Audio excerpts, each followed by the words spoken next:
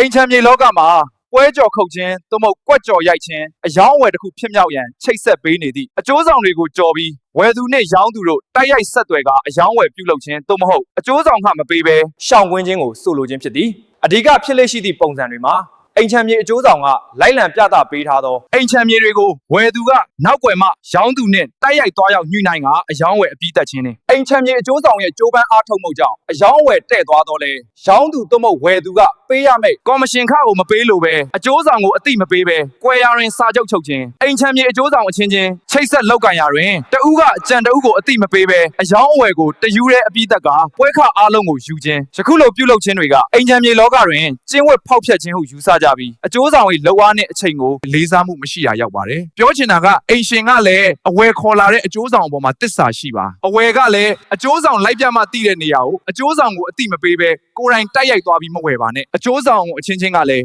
ဘောင်ကြော်တာတွေကွက်ကြော်ရိုက်တာတွေမလုပ်ပါနဲ့ဘောင်ထဲကပဲအလုပ်လုပ်ပါဘောင်မကြော်ကြပါနဲ့စီကန်းဆိုတာလူရဲ့တန်ဖိုးပါ